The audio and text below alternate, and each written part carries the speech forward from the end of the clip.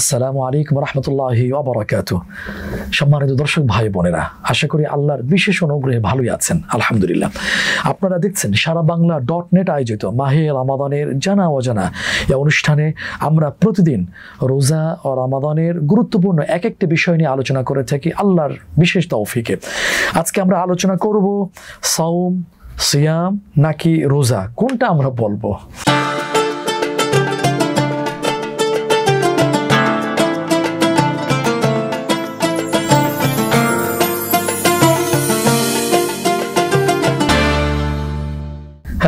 ইনশাআল্লাহ আমরা আলোচনা শুনি।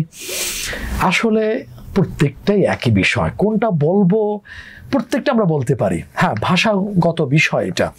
সাওম, এটা আমরা যারা আরবির সাথে কিছুটা পরিচিত আছে, এটা আরবি মাজদার বলে, যেখান থেকে 14টি ভার্ব ক্রিয়া বেরিয়ে আসে, উৎসমূল। আর সিয়াম এটা একটা বহুবচন শব্দে ব্যবহৃত হয়ে থাকে। ওই শব্দটাই আল্লাহ সুবহানাহু ওয়া তাআলা কোরআন শরীফে ব্যবহার করেছেন। সেটা হলো সূরা বাকারা 2য় পারা, হাফিজে কোরআন শরীফের 6ষ্ঠ পৃষ্ঠা। ইয়া আইয়ুহাল্লাযীনা আমানু কুতিবা আলাইকুমুস সিয়াম কামা কুতিবা আলাল্লাযীনা মিন ক্বাবলিকুম লাআল্লাকুম তাত্তাকুন। এই আলাইকুমুস সিয়াম, সিয়াম শব্দটা এখানে নিয়ে আসছেন। এই দুটো হলো আরবি শব্দ। রোজা এটা তো ফার্সি শব্দ। আচ্ছা, এটা নিয়ে কোনো দ্বন্দ্ব হতে পারে? নিশ্চয়ই হতে পারে না। এটা নিয়ে কোনো ইখতিলাফ, মতবিরোধ হতে পারে? হতে পারে না। কেন হবে? ওই রোজা এই ভাষার যিনি স্রষ্টা, সাওম সিয়াম ভাষার স্রষ্টাও তিনি। এটা সৌন্দর্য, এটা হচ্ছে একটা এত চমৎকার বিষয়। সেই কথায় আল্লাহ তাআলা বলছেন সূরা রুম 21তম পারা, হাফিজে কোরআন শরীফের 5ম পৃষ্ঠা, শোনো বান্দা, ওয়ামিন আয়াতিহি খালকুস সামাওয়াতি ওয়াল আরদ ওয়া ইখতিলাফু আলসিনাতিকুম ওয়া আলওয়ানিকুম। আল্লাহ সুবহানাহু ওয়া তাআলার নিদর্শন সমূহের মধ্যে অন্যতম নিদর্শন হলো ভাষার বৈচিত্র্য, ভাষার ভিন্নতা, বর্ণের বৈচিত্র্য, বর্ণের ভিন্নতা। এটা আল্লাহ সুবহানাহু ওয়া তাআলার নিদর্শন। সুতরাং আমি কেন এই খুঁটিনাটি বিষয় নিয়ে তর্কে জড়িয়ে যাব, মতবিরোধ সৃষ্টি করব? মুমিনের মধ্যে দূরত্ব কেন সৃষ্টি হবে? হ্যাঁ, তবে এটা তো বলা যেতে পারে, কোরআন সুন্নাহ যে শব্দগুলো আসছে, যে পরিভাষাগুলো আসছে, সেগুলো বলতে পারা তো এটা একটা আনন্দের বিষয়, মজার বিষয়। আমার মালিক, আমার প্রামাস্পদ আল্লাহ সুবহানাহু ওয়া তাআলা, আমার প্রিয়তম নবী মুহাম্মদ সাল্লাল্লাহু আলাইহি ওয়াসাল্লাম এই শব্দটা ব্যবহার করেছেন। আমি যদি বলতে পারি এটা একটা স্বাদ, এটা মনের স্বাদ আস্বাদন করতে পারা, এটা ঠিক আছে। সুতরাং সবই বলা যায়, কোনটা বলবো কোনটা বলবো না, কোনটা জায়েজ কোনটা না জায়েজ এই বিষয় না। বিষয় হচ্ছে আমরা যে কোনো বিষয় বলতে পারি, তবে আরবি শব্দগুলো, কোরআন সুন্নাহ শব্দগুলো বলতে পারলে এটা ভালো। তবে এই বিষয় সময় না দিয়ে, এই বিষয় সময় নষ্ট না করে, যেহেতু সময় তো খুবই সীমিত, প্রতিটা সেকেন্ডের হিসাব দেওয়া লাগবে, সেক্ষেত্রে এইগুলো যে দাবি, আল্লাহ যে ফরজ করেছেন সাওমকে, সিয়ামকে, রোজাকে, যে শব্দতেই প্রকাশ করি না কেন, সেটার তো গুরুত্ব বেশি দেওয়া দরকার। আল্লাহ তো ফরজ করেছেন, ফরজের উপরে তো কোনো বিধান নেই। এটা এমন একটা বিধান, যদি পালন না করা হয় তা আল্লাহর আদালতে প্রশ্নের সম্মুখীন হতে হবে, জিজ্ঞাসিত হতে হবে। ফরজ বিধান কিন্তু শরীয়ত কর্তৃক অনুমোদিত কারণ ছাড়া ত্যাগ করা যায় না। একজন প্রাপ্তবয়স্ক নারী পুরুষ, একজন মুসলমান, একজন সুস্থ মানুষ যদি বাড়িতে থাকে, সবার উপর এখানে ফরজ হয়ে যাচ্ছে। যদি না রাখে নিজের কারণে, তাহলে কিন্তু বড় গুনাহগার হতে হবে। রাসূল সাল্লাল্লাহু রেখেছেন, ছাড় দেননি। আর এখানে একটা বিষয় আমি বলবো যে এইবার তো রমজানটা চৈত্র মাসে হবে, একটু বড় হবে, একটু কষ্ট হবে। কোনো মা বাবা বলে থাকেন, গার্জিয়ানরা বলে থাকেন, না না বাবা তুমি রোজা রেখো না, মা রোজা রেখো না, রোজা রাখলে তোমার মুখটা শুকিয়ে যায়, তাকাতে পারি না। কি আদর, কি মায়া! আপনার আদর কি বেশি হয়ে গেল?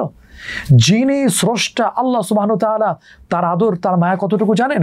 হাদিসে আসছে, আমি সংক্ষিপ্ত আকারে বলছি, সমস্ত আদরকে, মায়াকে, রহমতকে 100 ভাগে ভাগ করে 99 ভাগ মায়া নিজের জন্য রেখে দিয়ে বাকি 1%, 1 ভাগ রহমত গোটা সৃষ্টির মাঝে বিলিয়ে দিয়েছে। সেখান থেকে আপনি মা হিসাবে, বাবা হিসাবে, ওই শুধু মানুষ না, জিন, ইনসান, মাখলুক সবার মধ্যে বিলিয়ে দিয়েছেন। এখন আপনি যদি ফরজ বিধান পালনের ক্ষেত্রে এই মায়া দেখিয়ে যদি বিরত রাখেন, আপনি কিন্তু সন্তানের ভালো করলেন না, কল্যাণ কামনা করলেন না, তাকে শাস্তির উপযুক্ত করলেন। সুতরাং এটা আমরা একটা মনে রাখি। এরপরে আরেকটা বিষয় হচ্ছে যে আমরা এই রোজা বা সওম বা সিয়াম এটা একেবারে আল্লাহকে খুশি করার জন্য করব। দেখুন, নামাজের সংখ্যার চেয়ে রোজাদারের সংখ্যা আমাদের সমাজে আমরা বেশি দেখতে পাই। এইটার উদ্দেশ্য তাকওয়া। আমরা একাকী থাকি, আমরা ক্ষুধার্ত পিপাসার্ত থাকি, খাই না। আবার দেখা যায় মানুষের সামনে তো খাইও না, মানুষ বোঝারও কোনো সুযোগ থাকে না। নামাজ পড়বো, অন্যান্য ইবাদত পালন করব, এটা মানুষ দেখে, কিন্তু রোজাটা কেউ দেখতে পায় না। এইটা আল্লাহর সাথে কিছু সময় সাদৃশ্যতা চলে আসে। সুবহানাল্লাহ। কিভাবে আসে? আল্লাহ তো পানাহার থেকে মুক্ত, বান্দা আমরাও সিয়াম সাধনা পালন করতে গিয়ে ওই ছবি সাদেক থেকে সূর্যাস্ত পর্যন্ত পানাহার থেকে কামাচার থেকে বিরত থাকি। আল্লাহর সেই স্বভাবের সাথে কিছুটা মিলে যায়, কত সৌভাগ্যের বিষয়। সুতরাং কেন আমরা বিরত থাকবো? আর রাসূল সাল্লাল্লাহু আলাইহি ওয়াসাল্লাম তো বলে দিয়েছেন, তাখাল্লাকু বিআখলাকিল্লাহ, আল্লাহর চরিত্রে চরিত্রবান হয়ে যাও। সুতরাং এই যে রোজা, এর সব আল্লাহ দিবেন, যেহেতু তার সাদৃশ্যতা মিলে যায়। দুঃখী মানে কষ্টে যারা নিপতিত, যারা ক্ষুধার্ত, যারা পিপাসার্ত, অভাবী মানুষ, তারা কি কষ্টে দিন যাপন করে থাকে, ক্ষুধার কি নিদারুণ কষ্ট। এই রোজা রাখতে গিয়ে তাদের কষ্ট বুঝে আসবে, তাদের প্রতি সহানুভূতি প্রকাশ করতে পারবো, সাহায্যের হাত বাড়িয়ে দিতে পারবো। এই জন্য রাসূল বলেছেন, শাহরুল মুআসাত, এই রমাদান হচ্ছে সহানুভূতি প্রকাশের মাস। এই রোজা রাখতে গিয়ে সবর লাগবে, ধৈর্য লাগবে। এই জন্য বলে শাহর, এটা হলো সবর। আর অসবরু সাওয়াবুহু আল জান্নাহ, সবরের প্রতিদান হলো জান্নাত। এটা এত বড় ইবাদত, এত বড় ফজিলতপূর্ণ ইবাদত। অন্যান্য ইবাদতের সব আল্লাহ পাক বলে দিয়েছেন, এই ফেরেশতা এটা এই পরিমাণ দাও, এটা এই পরিমাণ দাও, কিন্তু রোজার ক্ষেত্রে বলেননি। বলছেন আস-সাওমু লি, রোজা রাখতে শুধু আমার জন্য, ওয়া আনা আজজি বি, আমি নিজ হাতে পুরস্কার দেব। মালিক যখন দিবেন, মালিক তো মালিকের শান অনুযায়ী দেবেন। শুধু কি তাই, আল্লাহ তার রাসূলকে দিয়ে বলে দিয়েছেন, তুমি রোজা রাখছো, কোরআন পড়ছো, কোরআনকে সাথী বানিয়েছো, এই কোরআনকে কুদরতি ভাবে একটা আকৃতি দিবেন, তখন সুপারিশ করবে আল্লাহর আদালতে, ফায়ুশাফাআন, এই সুপারিশ কবুল হয়ে যাবে। সুবহানাল্লাহ। সেদিন তো ওয়াত্তাকু ইয়াওমান লা তাজজি নাফসুন আন নাফসিন শাইআ ওয়া লা ইউকবালু মিনহা আদলুন ওয়া লা তানফাউ শাফাআতু ওয়া লা হুম ইউনসারুন। এই কথাটা আসছে সূরা বাকারা প্রথম পারার 6ষ্ঠ পৃষ্ঠার শেষে, আবার আসছে 18তম পৃষ্ঠা, অভিন্ন বক্তব্য। সেদিন তো কোনো কিছু কাজে আসবে না, কোনো সুপারিশ, কোনো অর্থ অস্ত্রের ঝনঝনানি, কোনো প্রভাব, কোনো ক্ষমতা, কোনো কিচ্ছু কাজে আসবে না। নবীরা পর্যন্ত নাফসি নাফসি বলবেন, তাহলে আমার আপনার কে সুপারিশ করবে? আল্লাহ ছাড়া কোনো সুপারিশকারী কেউ থাকবে না। আল্লাহ ছাড়া রহমত করার সুপারিশ অর্থাৎ আল্লাহ ছাড়া রহমত নাজিল করার কেউ থাকবে না।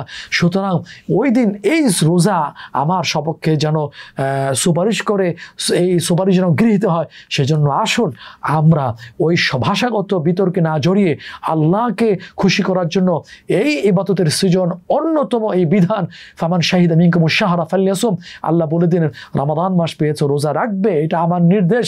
সুতরাং আল্লাহকে খুশি করার জন্য সিয়াম সাধনা পালন করে যাই। আল্লাহ সহজ করুন, কবুল করুন, আমিন। সম্মানিত দর্শক ভাই বোনেরা, এতক্ষণ আপনারা সারা বাংলা .net আয়োজিত মাহে রমাদানের জানা অজানা অনুষ্ঠানে সওম, সিয়াম নাকি রোজা, এই কোনটা বলবো, এই বিষয়ে আমরা কোরআন সুন্নাহ আলোকে আলোচনা শুনছিলাম। আল্লাহ তাআলা ভুল ত্রুটিগুলো মাফ করুন, ভালোগুলো কবুল করুন। আজ এই পর্যন্তই। অন্য কোনো দিন অন্য কোনো বিষয় নিয়ে আমরা আলোচনা সরবো ইনশাআল্লাহ। ততক্ষণ আল্লাহ তাআলা আমাদের সবাইকে ভালো রাখুন, সুস্থ রাখুন, ঈমান আমলের সাথে রাখুন, রহমতের চাদরে আচ্ছাদিত রাখুন, এই প্রত্যাশা এখানে শেষ করছি। আল্লাহ হাফেজ। আসসালামু আলাইকুম ওয়া রাহমাতুল্লাহি ওয়া বারাকাতুহু।